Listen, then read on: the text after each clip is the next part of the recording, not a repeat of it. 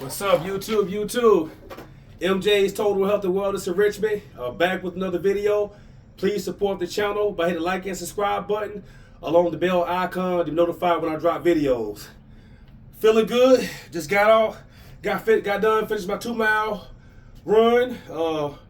I'm down about 25 pounds in the last 6 weeks, so I'm gonna continue to grind. Got about 15, 20 more, so got to get the work in. But today, let's talk about the Minnesota Timberwolves sending the Lakers home on vacation. In my video the other day, I said, yeah, Minnesota's going to take this in 5, no more than 6. And you know what? I am so glad that the Timberwolves were hungry and they showed that killer instinct. They didn't play with their food. They took LA out. Now, I know it's got to be a heartbreaking time for a lot of Laker bandwagoners fans. You know, y'all that jumped on the bandwagon when Luka came. Oh yeah, we're unstoppable. We got Luka and LeBron. No one can stop us. Well, it looks like Luka and LeBron will be together on vacation playing NBA 2K25. That's the only championship they can win right now, NBA 2K5 championship. That's it. I told you guys time and time again before, the Lakers had glaring weaknesses, especially at the center position. Rudy Gobert crushed them with, what did he have, 27 points? I think 24 rebounds. He killed them on the boards. You see, scoring-wise, the first 4 games, Rudy Gobert was non-factor.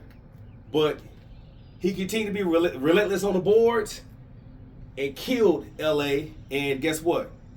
JJ Redick, the so-called smart tactician, couldn't adjust. Even though the Lakers held Minnesota to a super low field goal percentage from beyond. I think they shot 14% from the three-point line, and you still lose.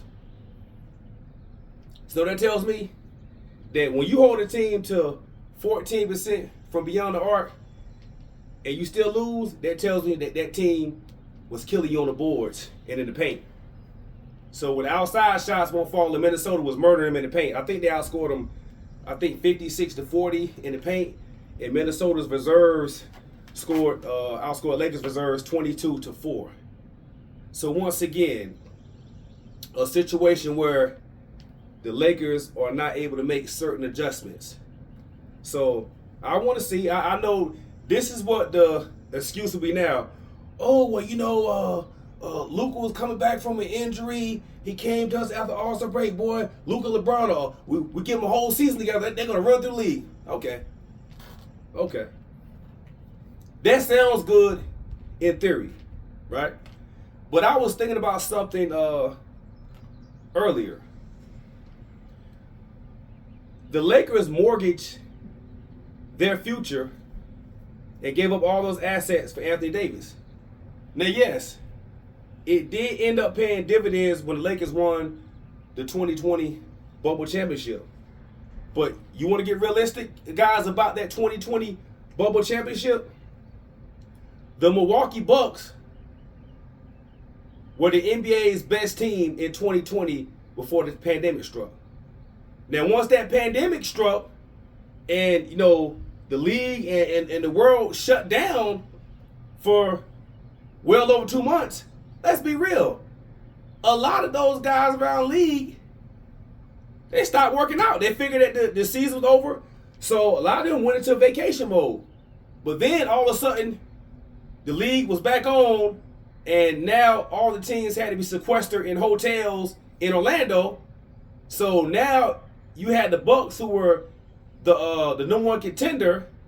We know doggone well a lot of those guys thought the season's over. Now you're thrust into a AAU type situation to where you guys are all in the same doggone gym, staying at the doggone same hotel. You can't do your normal routines, go back and see your family. No, you're sequestered in a hotel. And Lakers got that. I'll tell you this. If the pandemic does not happen, I don't think the Lakers will beat the Bucks if the pandemic does happen. But that's neither here nor there. The Lakers won that championship, but in the meanwhile, you gave up Brandon Ingram, Josh Hart. The year before that, LeBron came Julius Randle, Lonzo Ball.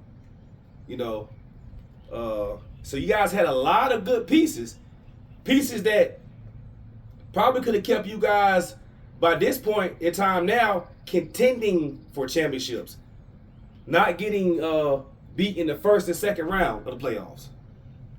So I think that although the Lakers got that one title with Anthony Davis, and then of course they traded them All-Star break, I don't see them winning any championship anytime soon because you have a lot of up-and-coming teams that are young and hungry, like you have the Houston Rockets, per se. You got Minnesota, and you got Memphis if they could get right. So it's a lot of up-and-coming teams where I don't see LA winning the championship anytime soon. But LeBron James and LA Lakers, you get what you deserve. Because what I didn't like last year was the fact that you threw Darvin Ham on the bus. You and JJ Redick had your podcast and, basically throwing subliminals at Darvin Ham. And look, what did you do, JJ Redick? 5 games in the first round, right?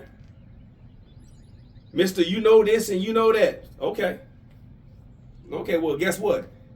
This season's in the books. And it's going to go down as the Los Angeles Lakers eliminate in the first round by the Minnesota Timberwolves. If I'm Darvin Ham right now, I'm smiling because guess what? Y'all on vacation just like he is. Simple as that. MJ's Total Health and Wellness of Richmond. Once again, please support the channel. Hit that like and subscribe button and like and share the videos. Peace.